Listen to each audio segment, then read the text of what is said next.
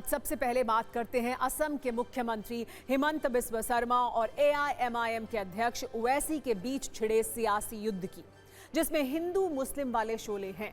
सियासी फायदे के लिए धार्मिक कलेश है। असम से लेकर तेलंगाना तक जुबानी फायरिंग है। सच में देखा जाए तो ये सियासत का 2 रुपए के भिखारी वाला संस्करण है। वोट के लिए नेता कैसे मर्यादा का हनन कर रहे हैं, आपको हम बताएंगे। कैसे भाषा की लक्ष्मण रेखा को पार किया जा रहा है, ये भी आप समझ ही जाएंगे। तो सत्ता के सभी न्यूज मित्र ध्यान से। UEM जयपुर एक आदर्श लक्ष्य है। भावी छात्रों के लिए अच्छी नौकरी, भविष्य के लिए तैयार कौशल के साथ अच्छी शिक्षा। सियासी कलेश वाली इस कुंजी को आप जरूर देखिए।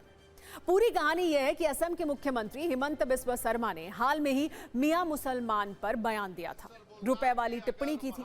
इसका जवाब ओवैसी ने उसी भाषा में, उसी अंदाज में तेलंगाना से दिया है। तेलंगाना के निजामाबाद में एक रैली के दौरान ओवैसी ने तल्ख तेवर के साथ ताबड़तोड़ हमले किए। वैसे तो ओवैसी देश में चल रहे कई मुद्दों पर बोले, लेकिन हिमंत बिस्वा शर्मा को करारा जवाब देने की चर्चा हर तरफ हो रही है। इसे आप हिमंता के बयान और ओवैसी के जवाब वाली कुंजी के जरिए समझिए। हिमंत बिस्वा शर्मा ने कहा था कि असम में मियां 5 रुपए मांगे तो 4 रुपए दो। आज ओवैसी ने कहा कि उन्हें पता है कि ऐसे शब्द 2 रुपए के भिखारी वाले हैं। हिमंता ने कहा कि मुसलमानों को वास्तविक किराए से कम देना चाहिए। ओवैसी का जवाब है, अगर असम के सीएम कहें तो 2 रुपए अकाउंट में ट्रांसफर कर दूं। देखिए किस तरह की राजनीति हो रही है। हिमंता ने कहा था मियां मुसलमानों का बहिष्कार करो। वहीं ओवैसी का कहना है कि संविधान सबको बराबर का हक देता है, इसमें धर्म की जगह कहीं नहीं है। असम के सीएम ने यह भी कहा था कि छोटे छोटे काम से परेशानी होने पर मियां मुस्लिम राज्य छोड़ेंगे। पीएम हो या सीएम, किसी के साथ भेदभाव नहीं होना चाहिए। इस रैली में ओवैसी ने और भी काफी कुछ कहा। ये कहा कि देश में मुस्लिम आबादी कभी भी हिंदुओं की आबादी से ज्यादा नहीं होगी, लेकिन सवाल ये नहीं है कि आरोप क्या लगाए जा रहे हैं। भाषा का स्तर कैसे गिर रहा है, ये भी आप देखिए। आज सत्ता में हमने भाषा और आचरण के गिरते स्तर पर एक मर्यादा मीटर बनाया है। अगर इस खबर को इस मीटर पर देखा जाए तो इस पैरामीटर पर इसे मापे जाने के बाद क्या मिलेगा, आप जानिए। शब्द हैं कटाक्ष, अपमान, नफरत और सड़क छाप भाषा। यही इस खबर का कोड वर्ड है। ऐसा कटाक्ष किया जा रहा है कि हिमंत बिस्वा शर्मा सड़क छाप भाषा का प्रयोग कर रहे हैं। ये आसाम का एक मुख्यमंत्री है, 2 रुपये है किसी के पास? ये 2 रुपये दो, 2 रुपये का कॉइन दलो।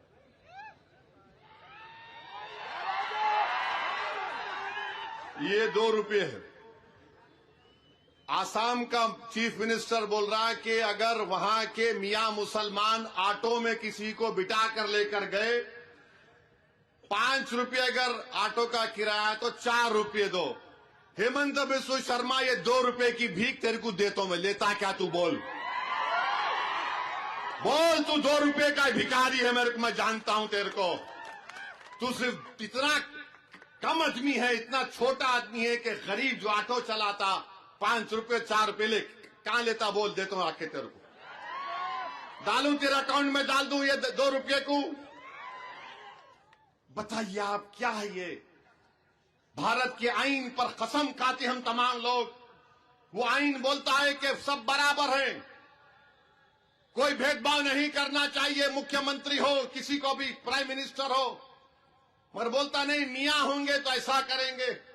वोट डालना है तो बांग्लादेश में जाके वोट डालो। आसाम में तरकारी की कीमत बढ़ गई तो मियां जिम्मेदार है। अरे क्या है ये? तुम क्या करना चाहते हो? 2 रुपया भी तो रुपया है, वो भी दे दीजिए ना, असम का डेवलपमेंट के लिए काम आएगा। लेकिन कहाँ दिया है? मेरा पास आएगा वो पैसा? क्या बोला है कि हिमंत बिस्वा शर्मा को 2 रुपया दूंगा, तो मैं तो लेने के लिए मैं तैयार हूँ, लेकिन जाने में तो खर्चा ज्यादा लग जाएगा मेरा, तो इसीलिए मेरा पास आके वो दे के जाए, मैं ले लूंगा। इस पूरे विवाद का केंद्र बिंदु एक ही है, वो है मियां मुसलमान। आपको बता दें कि बांग्लादेशी घुसपैठिए जो असम में रह रहे हैं, उन्हें मियां मुसलमान कहा जाता है। इसकी संख्या अच्छी खासी है। सत्ता में भी इनकी भूमिका कई क्षेत्रों में अच्छी खासी है। असम में इसी वर्ष चुनाव होना है। ऐसे में इस पर सियासी प्रतिक्रियाएं भी भर भर कर आ रही हैं।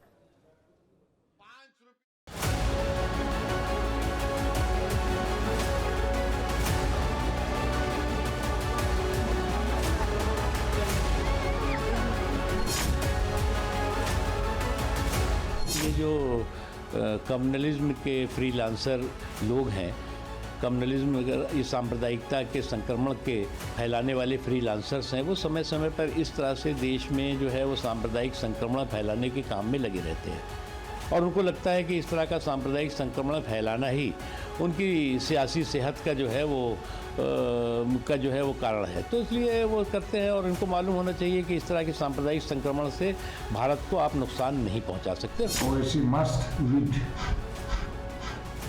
what Dr. Himanta Biswa Sarma said,